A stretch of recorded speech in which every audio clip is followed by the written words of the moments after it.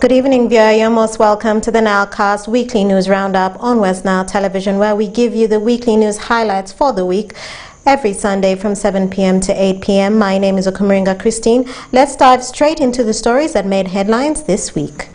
In a fight to eliminate poverty among Ugandans, the government has rolled out an exercise as one way to empower the older persons financially across Uganda. Many older persons in Madiokolo district received their quarterly social assistance grant for empowerment. Joseph Jirua reports more. Older persons in Madiokolo district have thanked the NRM government for supporting and empowering them financially through the Social Assistance Grant for Empowerment SAGE program. The comments were made during the routine exercise of serving the older persons their quarterly SAGE money. Madu silingi hali turwalo achia kalito bruti ama acha sanda nisu silingi kalia isirisha tawedi tayari sanda sama urudi fale mabe amani amazako amalo eko tsani dio onzivi litiepie. Ayub Akwa, the parish chief for Ochebu Parish, said that the turn-up was okay, though some of the persons were not okay health-wise. Also the turn-up was good, except that there are some people who are very sick or ill who cannot make to come. Older persons, however, requested the government to consider increasing the quarterly money, as many of them can't engage in other activities to support themselves.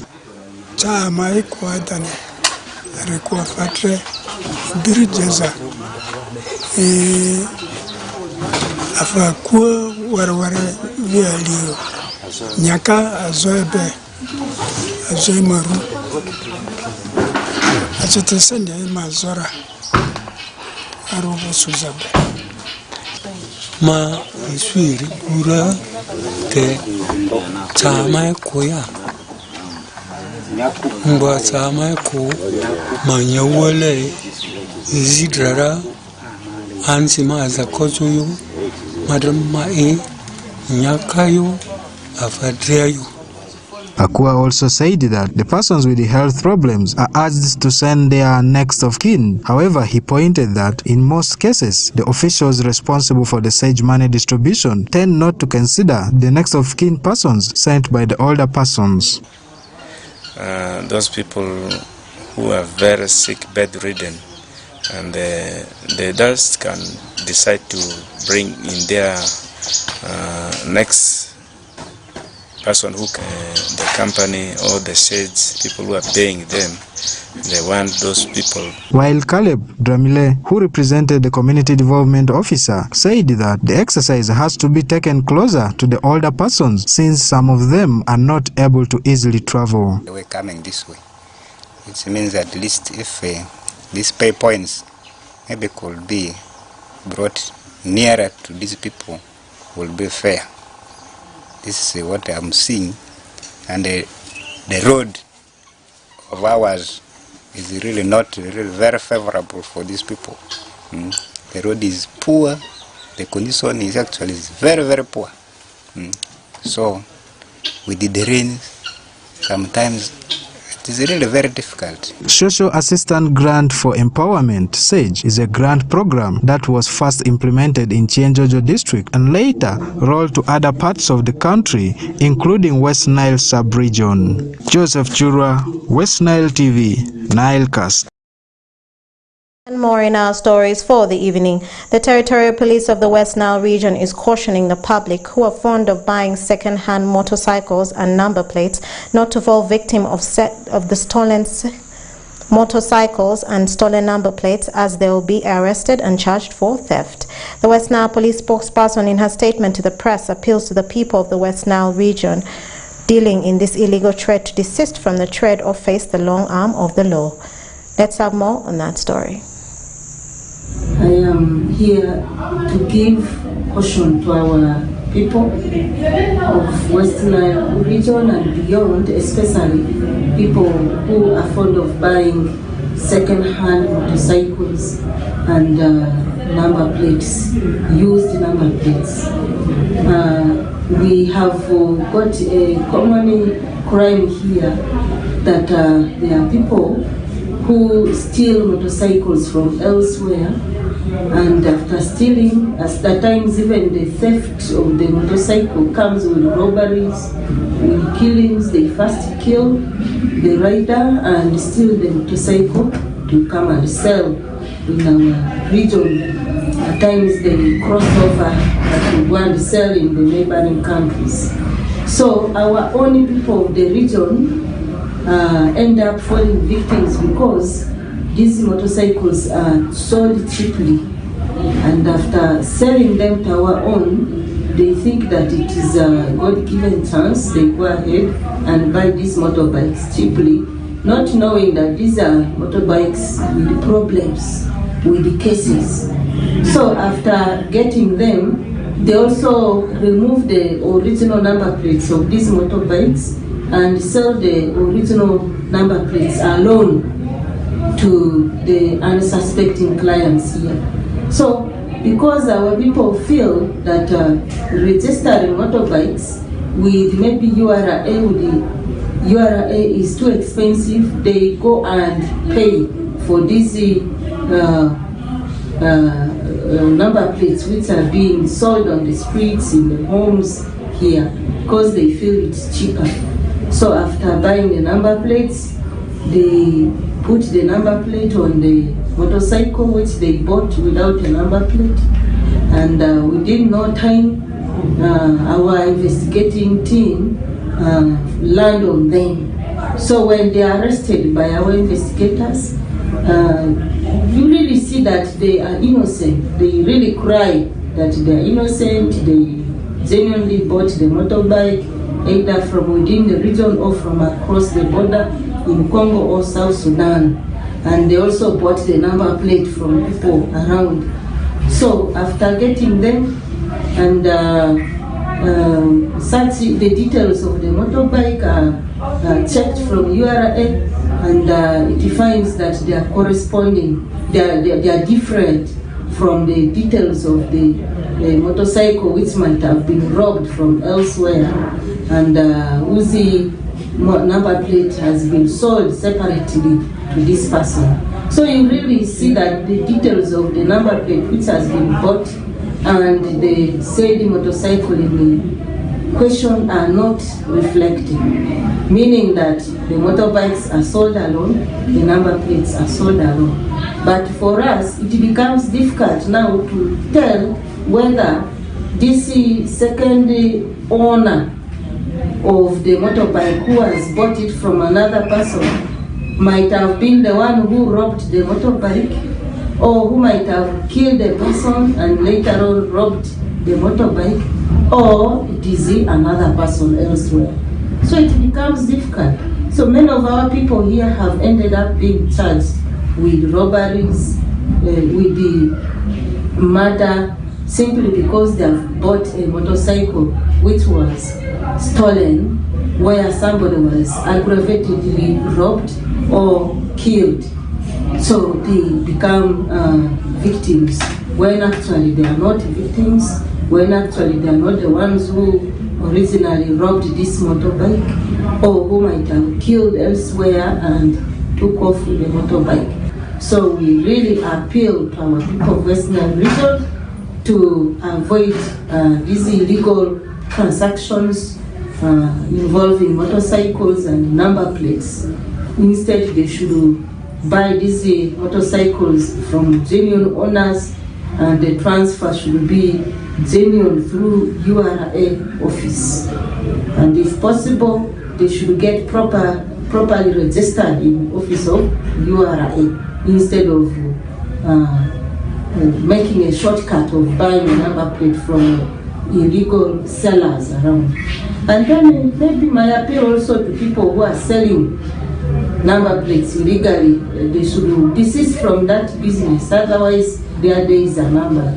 They will be netted and arrested accordingly. The law does not allow that, and so they should desist from that kind of business. And then we have also the sellers, these ones who are selling motorbikes. We have sellers of second-hand motorbikes. Make sure you sell a genuine motorbike, not these ones which might have been robbed or stolen from elsewhere. Otherwise, with these tracking systems, you will also be netted and you will be charged for either robbery or for murdering somebody. And more in our stories for the evening. Christians in St. Vincent de Paul or Julia Chapel are appealing to the well-wishers and Good Samaritans to come to their aid to complete the construction of their new site church building. This comes at a time when Christians are finding it hard to attend church services due to bad weather conditions that could not allow the prayers in their temporary structures. Emmanuel Agele reports more. These are the sounds and melodies of St. Vincent de Paul Ojula Chapel Choir in Arua City.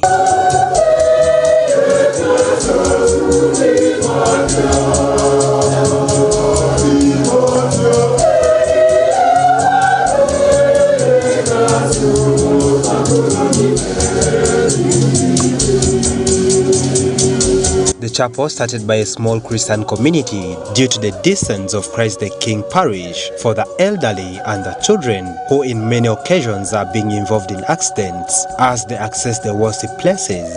The chapel that started on the 2nd of March 2013 with a blessing of the Lord on Atiku David as the chairman of the congregation by then requested for a church to scale up evangelization. On the request being considered, 5 small Christian communities were carved and formed to make St. Vincent de Paul Chapel. However, the chapel is still continuing to encounter challenges during the bad weather days since their new construction is not nearing completion. The challenge we have here is when it rains like this, as our church is still on the process, we normally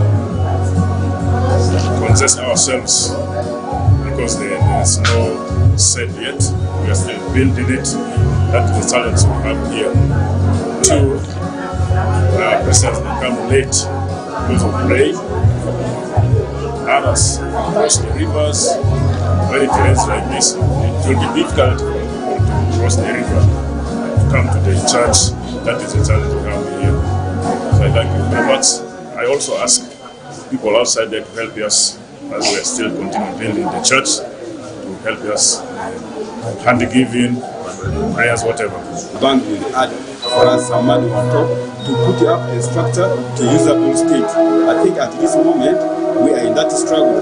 That's why whenever in this current structure, this rainy season, we are having challenges. When it rains, our Christians normally tend to not go home and are leaving the church services. So this will now go to all the Christians that we should participate actively in upbringing our church building, so that by the end of some 2 years to come, at least we should be in our own structure. Now, because of the city status that we have received, we are receiving new Christians every Sunday. So the number is increasing every other time. Therefore, we wish to contribute generously so that we can complete up the church building. Then we can have a better understanding of our faith when we are in a complete structure. Therefore, we ask all the Christians to participate marvelously so that we can be able to put up the structure. In our church, we finished up with the wall, but the roofing is a floor for us. Since most ministers don't have ways of earning, the little we get, we are unable to do our church. We break also to support us financially. So that's circumstances like this on rainy days where we are disturbed a lot by the rain. We have nowhere to sit. I would appreciate if you can extend your support to us so that we shall do our new church in order to feel comfortable in the time of prayers. St. Vincent de Paul Chapel, that consists of 5 small Christian communities of St. Mark, St. Philip, Blessed Virgin Mary, St. Aloysius, and St. Benedict small Christian community, stand on love, charity, hard work, and evangelization. Emmanuel Agele, West Nile TV Nilecast. And more in our stories for the evening. National Council of Sports has embarked on the 2023 District Outreach Program that stops at the upcountry locations of Gulu, Lira, Soroti, Kapchora, Mbale, Toro and Jinja. Stephen Okello from Gulu reports more. As part of its mandate, the National Council of Sports engaged in annual district sport outreach, during which it visits various locations around the countries, urging the district officials to protect all the sporting facilities in their district. Land, once you have declared, must have title for sport, for the district. Whatever happens, this is your property. But don't have land open and say, that is the land we've given sport, and you stop there.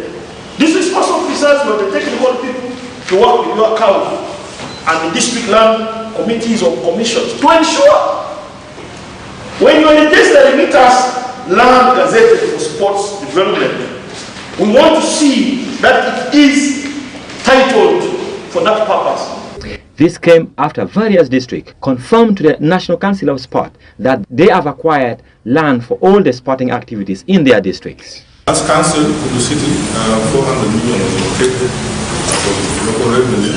One, for acquisition of land for the golf playground. It is already in the budget, and negotiations are on for acquisition of land. Lands, as my brother mentioned, lands are there. Some of those lands you have already visited them. We shall equip you with all the necessary documents so that it is enhanced for better future enhancement in sports. Their first visit this year has been Gulu, where they were able to tour Peche Stadium, Kahunda Ground, and Boma Ground in Gulu City, where they witnessed neglect and glaring gaps that call for mandate interventions. I tell you for sure that this council is committed to ensuring that we work with all the key stakeholders and the decision makers to avail more resources and funds to the sports subsector. Of course, we are cognizant of the fact that at this particular time we have challenges in the economy, but we are going to be creative enough. While meeting with various district officials and district sports officers in all the 9 districts in Acholi sub-region, the team were able to share with the officials from the National Council of Sports their challenges. When I assumed the office, I got budget of 891,000 to take care of all the sports. And that one there, I was even told not to touch it because I was not the one who budgeted that. Over 60 districts are to benefit from this latest outreach that will also focus on education about the sports and the bill that will be enacted into law. Stephen Okello, reporting for West Nile TV in Gulu City.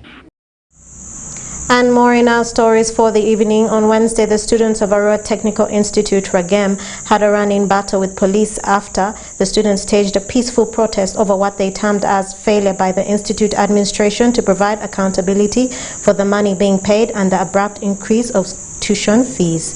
Police who were called to rescue the situation blocked any students from accessing the institute and fired tear gas on the students who were peacefully demonstrating to the various officers. Let's have more on that story.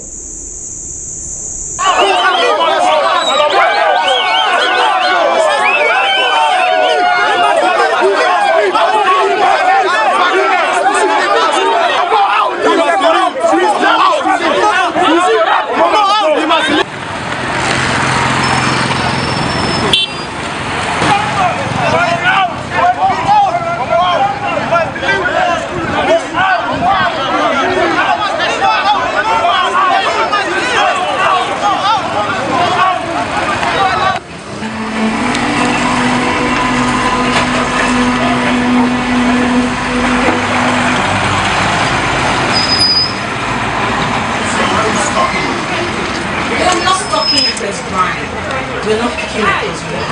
I'm standing over my hour now. What happened? Let's go to school. Maybe we're going to run both. You paid someone to buy it.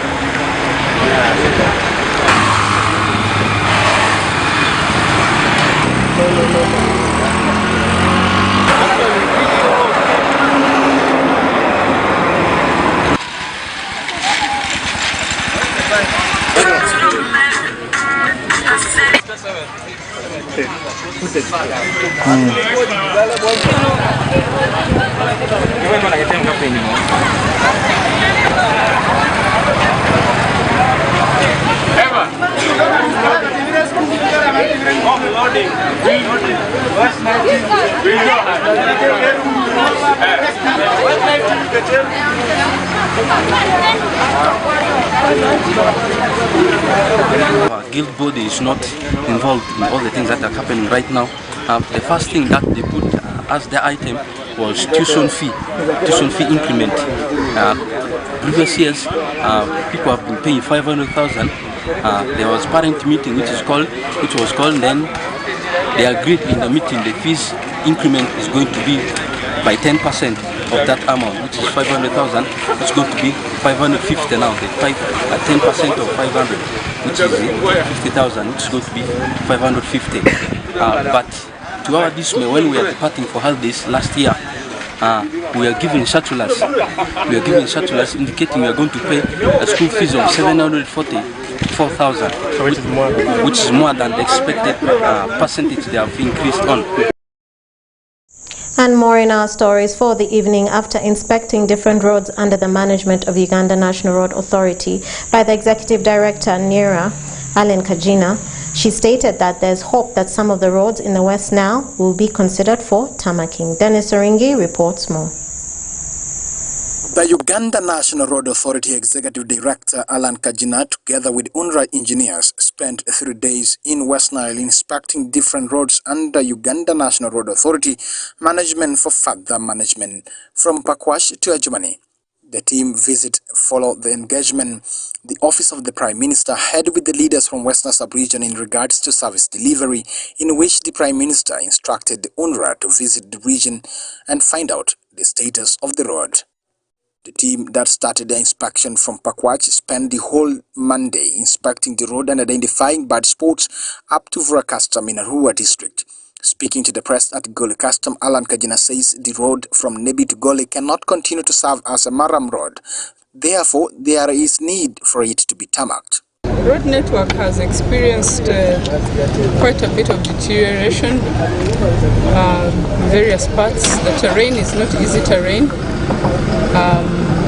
but also it experiences high traffic, especially on this route from Nebi to Goli, and so it cannot continue to serve as a Maram road.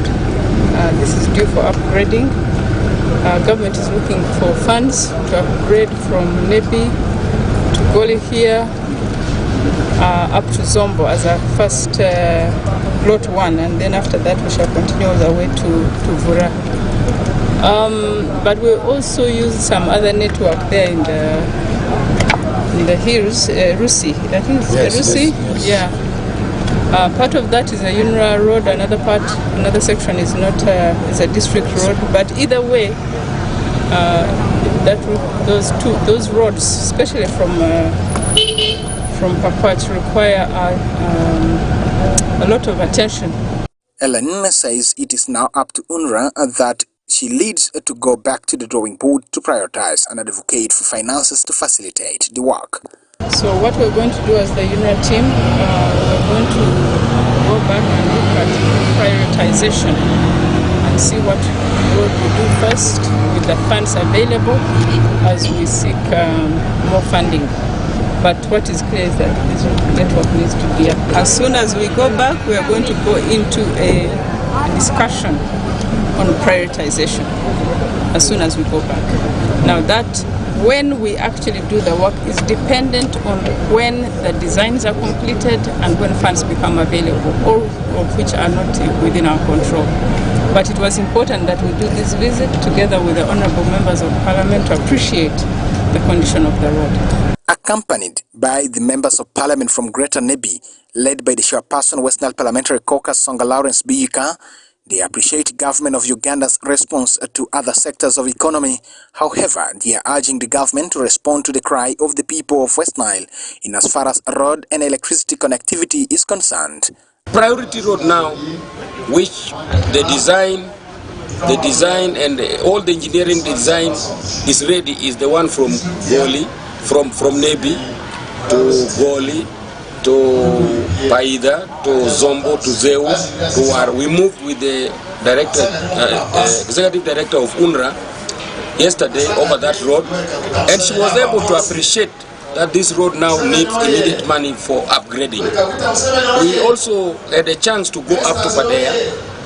Though Padea is treated as a district road, but we are questioning ourselves, why is the central government, through Revenue Authority, collecting revenue from Padea if it is a district road? So yesterday we agreed that the 13 kilometers can be integrated in the Nebi Zombo Zeu War Vora Road. Currently, the government is finishing the tarmacking of Atiak Ajumani Road. Songa calls for fast-tracking of the tarmacking of the Koboko Yumbe Moyo Road, since the commitment has already been made by the World Bank, who is the financer of the road. Efforts on this Atiak to Ajumani, Apakele, Ajumani, there is a big progress there, and we want to thank the government for that. But we want the government and the contractors and the entire team, stakeholders, to ensure that we fast-track tarmacking of Koboko, because this is already a commitment made by World Bank. Let us tarmac Koboko to Moyo via Yumbe very fast, and we also tarmac Manibe to Terego to Yumbe. This is under JICA, Japanese International Development Corporation. It should be noted that Nebi Goli Paida Zombo Zeu War Road for long has been pushed to be tarmacked to spur trade between Uganda, Democratic Republic of Congo and South Sudan. Will the inspection of the national roads by the Uganda National Road Authority Executive Director Alan Kajina and the coming of the President be able to answer the road questions in West Nile? Dennis Oringi, West Nile Television, Nilecast. And more in our stories for the evening. Ofuka sub-county leaders are grappling with the increasing rate of deforestation in the wake of charcoal trade. The local community has resorted to charcoal burning as a way of livelihood. Joseph Julua reports more. Locals in Ofaka sub-county have raised concerns over the steps taken by the sub-county to control tree cutting in the area. This comes after many of the locals have resorted to cutting old trees for charcoal business as the only way of survival. According to some of the locals, they cut trees for livelihood sustainability since their gardens cannot grow crops anymore.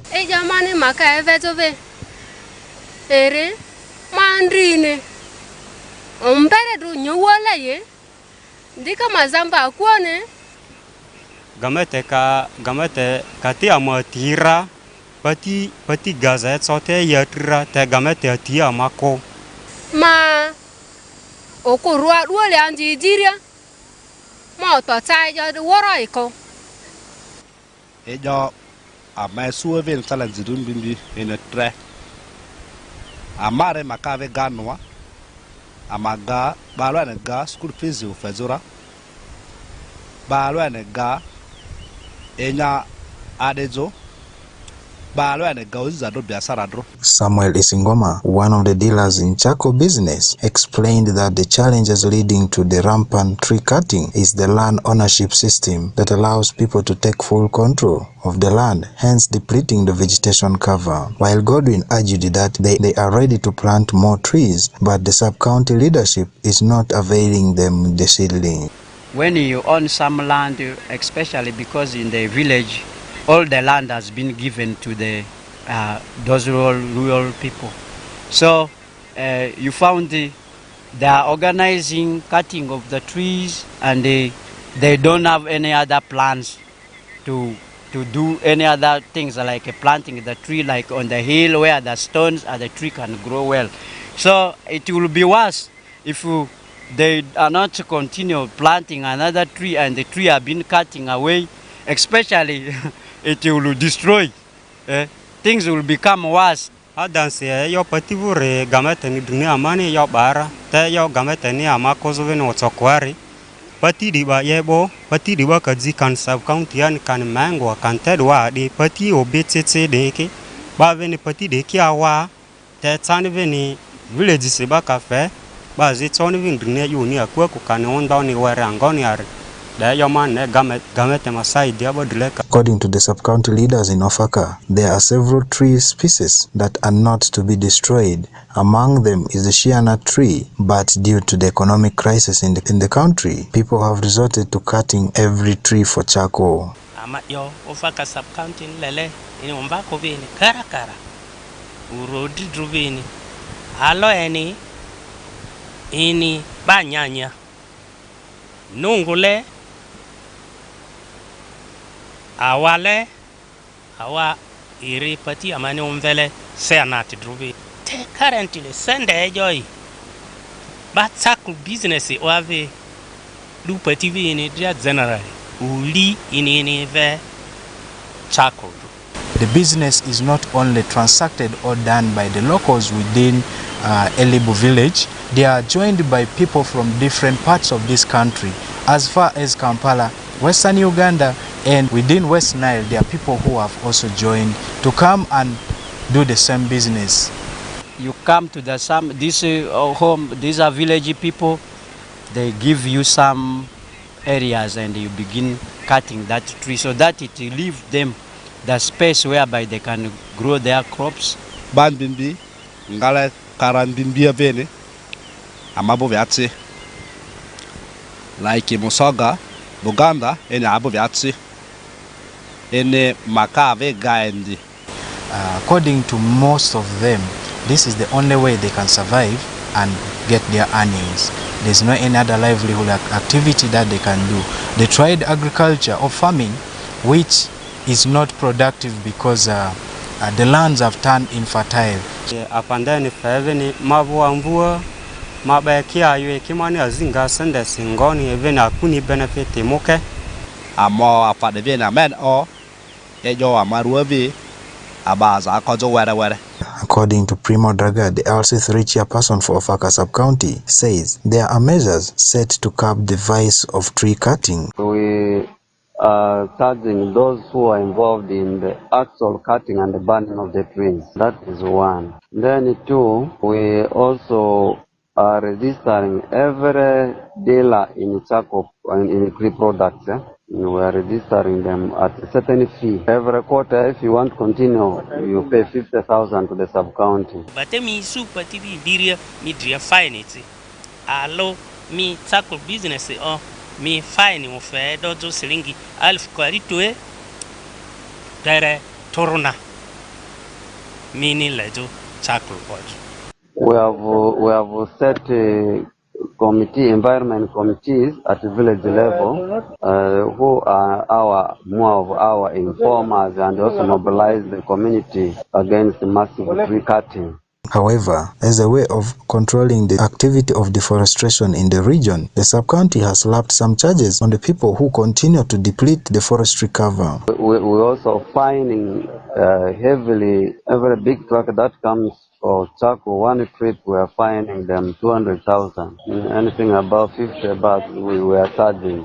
Ofaka sub-county collects about 30 million Ugandan shillings from charcoal trade and other local revenue collections annually. A sack of charcoal here goes at 20,000 Ugandan shillings, but once it gets out of this place, the price doubles up. The question that remains unanswered to date is, what are the bylaws that are enacted by the different local government entities? Where are they working? Each local government entity has got bylaws that are to protect the environment and vegetation, but the question here is it really being implemented? Joseph Chura, West Nile TV, Nilecast. And more in our stories for the evening. The contractor of Wadelai Seed Secondary School has been cautioned to do quality work and be able to hand over the school structures in time. The seed school is being constructed by Rema Engineering Company Limited. Emmanuel Agele reports more. Wadlai Seed Secondary School in Wadlai Sub-County, Pakwach District is one of the schools that has benefited from the government of Uganda with support from World Bank to implement the construction of Wadlai Seed Secondary School under the project Uganda Governmental Financial Transfer Program, UGIFT. However, as the construction kicks off, the contractor has been warned on timeliness and quality work delivery. In this district, I found this project was already signed, and I came to check what is the status as per now. I looked at the documents, and indeed I found there is already time lag. This foundation and so on should have been done in December, but it is being done. There were some technical issues that needed to be addressed, and it delayed. So what we have agreed with the contractor is we draw a new program implementation plan, which now starts this February. And we want the foundations done and the slabs drawn and then paid. And we do monitoring by the state. There are various levels of monitoring. I have come here as an accounting officer, but there is the project implementation committee that will come. And then there are also other stakeholders. With this constant monitoring, we shall be, and the site meetings, we shall ensure that there is timeliness and also quality observed. And I will not pay anything unless I see that the work is done, the certificate is processed according to the work done and the quality ascertained. That's how we intend to maintain standards and timelines. Rema Engineering Co. Limited, that has been awarded the contract and is being supervised by District Engineer, Pakwach District Local Government, assures that the work will be of quality and timely. It's been an unmeasured project. Every time we complete a work component, we measure what we have done, then we compare with the BOQ. That is our control measure. That one's going to apply from what we have done up to the last. So that is our control measure. We measure what we have done on ground, we compare with the BOQ value to see whether we are off track or not. And it's all about material supply. As I'm talking, we have ordered for reinforcement materials from the factory, steel and tube, the 12mm iron bars, the 8mm stirrups, and so on. So I believe by the end of this week we shall be able to receive the large quantities. The head teacher of the school, Pithua Kenneth, anticipates improvement in academic performance after completion of the facility. In addition to the performance that we expect to improve drastically, we also expect the enrollment to shoot up because the school has not been attracting a good number of learners because of the facilities that has been lacking. So we very much hope that these facilities will help to boost enrollment because the existing structures, for example, we shall convert them into to dormitories so that we provide boarding facilities for distant students because our students who should have come from afar are going away to schools which provide accommodation to reside at school. So we very much believe and hope that the enrollment will shoot up to not less than 800. Furthest distance a student takes to reach this school is 34 kilometers. So that has been the major challenge actually that we have been facing. So that is not a walkable distance in most cases for those who come from that 34 kilometers. They face a lot of challenges commuting from home to school in the morning and in the evening. The construction of Wadlai Secondary School, that is up to the tune of 3,050 million shillings, is to run for 1.5 years and will cater for an administrative block, classroom block, laboratory block, ICT and library block, multipurpose hall and staff room. Emmanuel Agele, West Nile TV Nilecast. And more in our stories for the evening.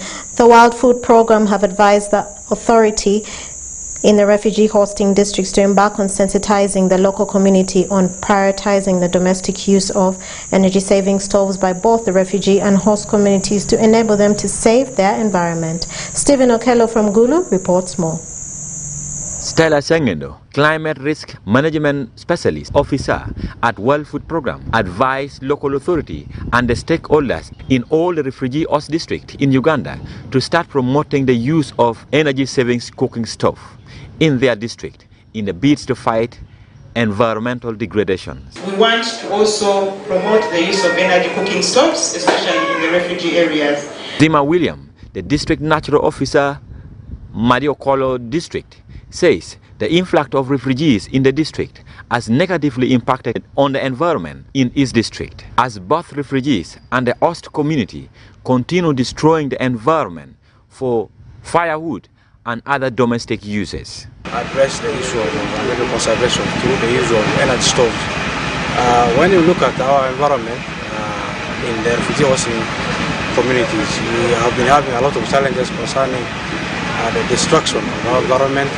That's areas to do with where the refugees are settled. We have been having challenges of destruction for settling all these refugees.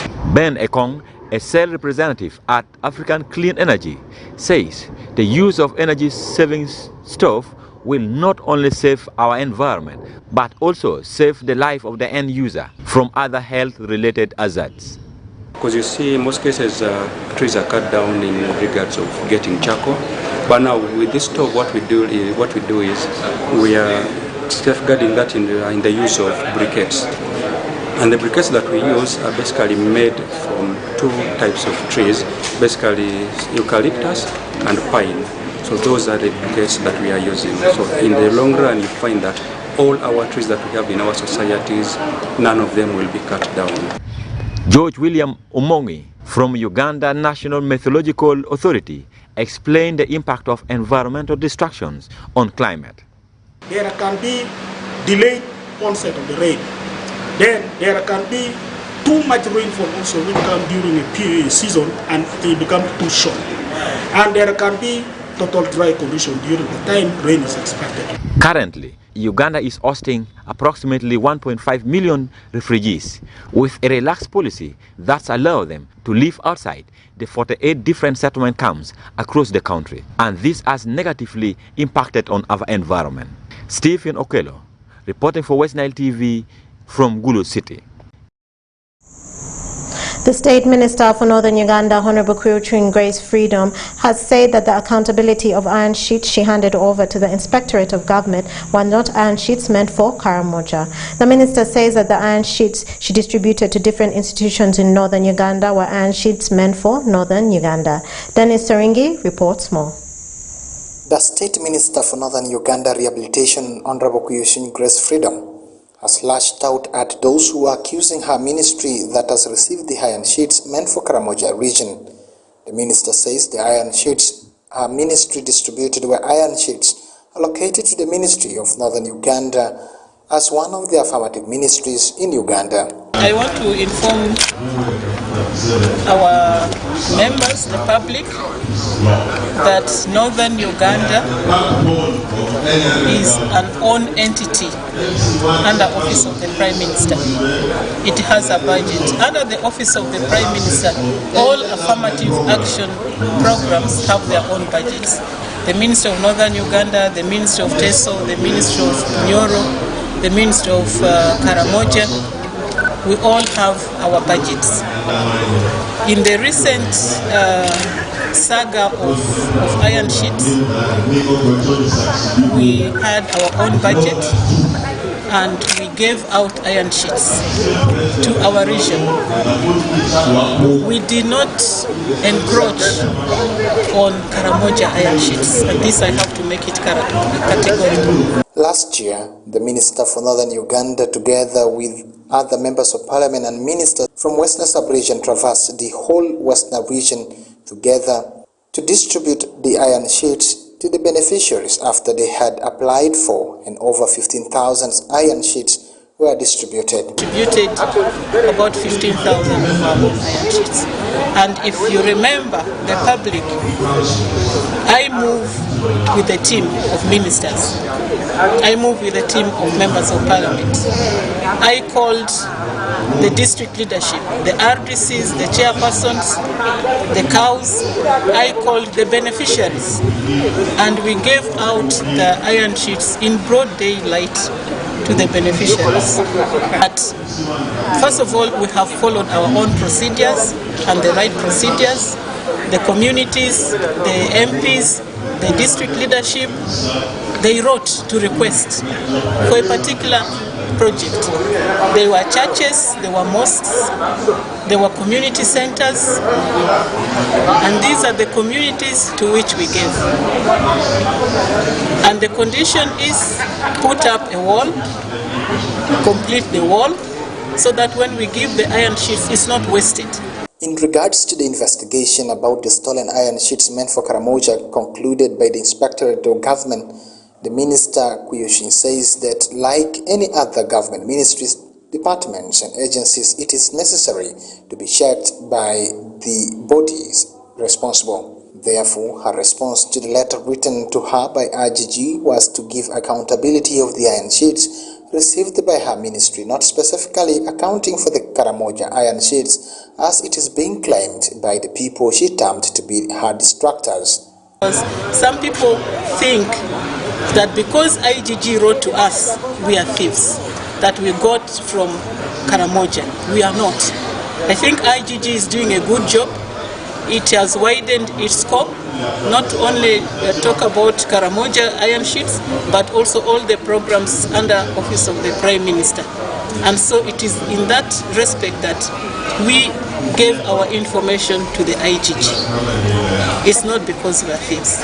Secondly, if a government program is being implemented, it is just the best thing to do that anybody can check on it, either IGG or Auditor General or the district leadership, so that we ensure quality and impact and service to the people. It's not a bad thing to do. Among the ministers whose names have appeared for the iron sheet saga include the State Minister for Lands, Housing and Urban Development, Honorable Biga Mario Kania. However, Kania says what he received and gave to his constituents were iron sheets he received from the Ministry for Northern Uganda under NOSAP 3, not Karamoja iron sheets. For us, we got our iron sheets under the NOSAP, Northern Uganda Social Action Fund, NOSAP 3, under which various relief items are also given. That's what we got. And they were on request, specific. We made the requests and they were honored. Now when this issue of Karamoja came, the IGG thought it fit to write to everybody to explain how they got iron sheets from the Prime Minister's office. But the specific ones which they are investigating for possible mishandling are those under the Karamoja. Kania, who says he received the 492 iron sheets, handed them to the institutions that requested for the iron sheets. The institutions are all in my head. They were first of all brought by the Minister for Northern Region, Grace Kuchini, in Arua. All of us who had requested for them, our agents collected them from Arua City. In the face of the press and everybody, the public, mine were collected by the Administrative Secretary, NRM of Terego, called Moses Aja, and he disputed them. He took some to Maraju, Church of Uganda, which is in Uriama. Then he took some to Catholic Church, Isiripi, in Mvepi, which is in Urupi. He took another lot to Jihad Mosque, which is in Urupi, again in Okotan.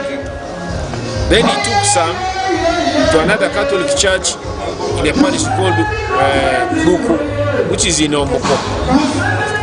And he took another group to a school called Masio Technical School. All of them, he distributed them. And the acknowledgement letters are all there by the beneficiaries. And we made accountability to the Prime Minister's office. Now, when the IGG wrote to us to explain, we have sent all this to them. And that message of the IGG was very clear, that these are people who have accounted for their iron seats. But our political detractors are trying to give the impression that we're in the category of those who got under the Karamoja ministry. As the bodies put to investigate prepare to present their finding in regards to the iron seat saga, the citizens await from the President of the Republic of Uganda, Yoweri Kaguta Museveni, on whether those who will be found guilty will continue to serve in his cabinet. Dennis Oringi, West Nile TV, Nilecast. And with that story, viewer, we've come to the end of the Nilecast Weekly News Roundup on West Nile Television. Thank you for being with us from the beginning of the Nilecast to the end of the Nilecast, only on West Nile Television. Please stay tuned to the rest of the subsequent programs that may follow. My name is Okumuringa Christine. Have a good evening.